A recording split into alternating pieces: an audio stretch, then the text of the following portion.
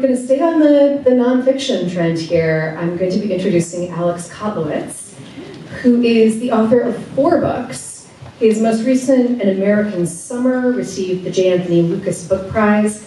His first book, which I hope he talks about up here because I believe he started it at Ragdale before he knew if he could do this or not, was the national bestseller, There Are No Children Here, which I know, in Chicago is revered tremendously, but also in literary nonfiction circles is just a book that people talk about as the kind of book they aspire to write. It was selected by the New York Public Library as one of the 150 most important books of the 20th century. The 20th century.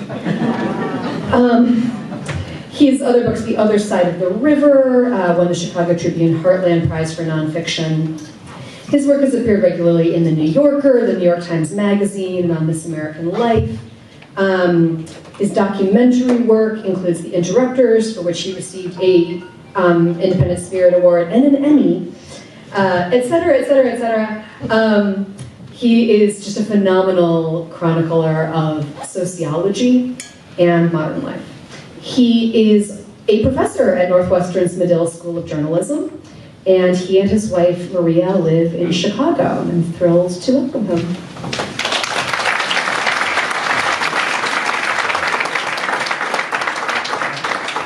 It's good to be here amongst friends. I've got to first say I just love Ragdale. Any artist and writer will tell you that our lives are defined by solitude, and the beauty of Ragdale is you have this immediate sense of community. And so I was there, I was trying to figure it out today, I think 32 years ago, when I was working on There Are No Children Here. And I was one of the youngest as well, and felt incredibly uncertain terrain. I felt like an imposter. And 2 or 3 nights a week, we would all gather in the living room, which I went to visit today, which I'll tell you about in a minute. But we would gather in the living room where we would take turns, and each evening would be devoted to one of the residents reading their work aloud. And I remember it was the first time I'd ever read anything aloud that I'd written. And the thing that I remember about that evening is I was just drenched in sweat. So when I went over there today, I started sweating again. But it was in that moment too when I got all this wonderful feedback from my colleagues and the other residents that I knew that I could make this work. And so I owe a great deal of gratitude to Ragdale. And I hope to get back up there again. I want to just talk a little bit about sort of how I think about my work, and then just talk very briefly about my recent book. When people ask me what I do for a living, I tell them I'm an author, I'm a journalist, but the truth of the matter is I think of myself as a storyteller. And I so believe in the fierce power of narrative, especially at this moment in the world. I think it's like at a Jewish wedding.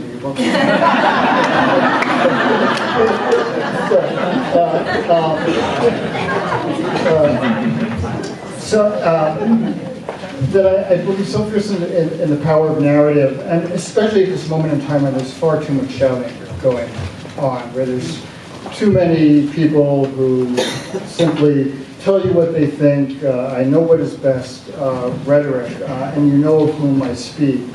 The other reason I think stories are especially important at this moment is we have people in positions of authority and power who traffic in false narrative. And so what it says to me is we've got to remind ourselves as storytellers, and that includes people like myself who write nonfiction and also those who write fiction, that we've got to be honest and true to what we see and what we hear. We've got to be honest and true to our sense of humanity. And so I think that stories in this moment serve an extraordinary purpose. And finally, the other thing about stories, of course, is the centripetal force of storytelling is this notion of empathy, this capacity to put yourself in someone else's place, to view the world through their eyes, to come to understand what pushes and pulls at them. And not only is empathy the central force of stories, but it's also the central force of community. It's what binds us. It's what keeps us together. And again, we're at a moment in time when God knows we are lacking in empathy. And so that's why I tell stories. Plus, I love a good story. Who doesn't love a good story? So So having said that, we'll just tell you a quick story from my book, An American Summer. An American Summer is a collection of stories from one summer in Chicago about people who have been touched by the violence.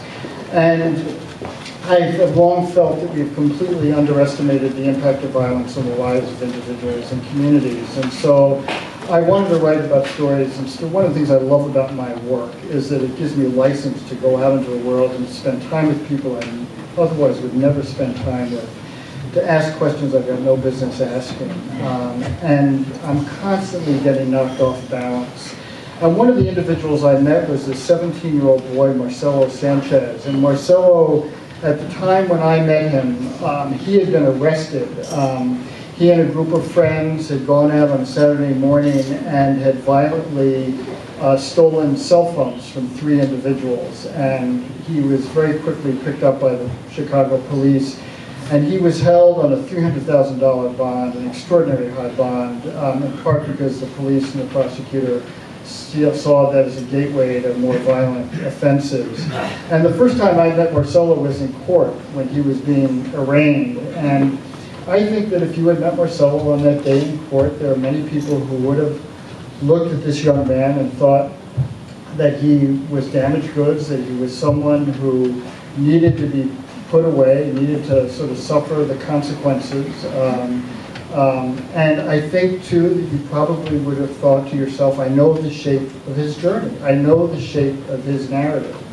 And I think Marcelo's story for me speaks to this, what Chimamanda Adichie talks about, the danger of the single story, thinking we know somebody when in fact we know very little. And so I got to know Marcelo over the course of the next 2 years. He was on house arrest, which was good for me because I knew where to find him every Sunday. And I would go over every Sunday. He and I were creatures of habit, and I would bring over these Italian subs. We would play chess, and then we would sit down and talk, and sometimes talk for hours. And Marcelo's journey, and this is a very short version of it, but Marcelo in the end, fortunately, was able to get the prosecutor to reduce his charges to misdemeanors. He graduated from DePaul. He's now working at a bank. He married his teenage sweetheart. They have a son together. He is one of the most generous spirits I know.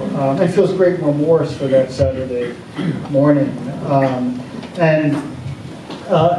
And again, for me, one of the things I love about my work is this capacity of people to surprise us. To remind us that when we think we know people, we think we know them because of their circumstance, or their race, or ethnicity, or their place in the world, when in fact we know very little. And it's something I have to constantly remind myself when I go out into the world. And in the end, I think when I think about why I tell stories, I often think about what my longtime friend and mentor Stutz Terkel liked to say, which was sort of very simple, which is if the community isn't doing all right, neither am I. And I can't think of a better reason than that to tell stories. So thanks for having me.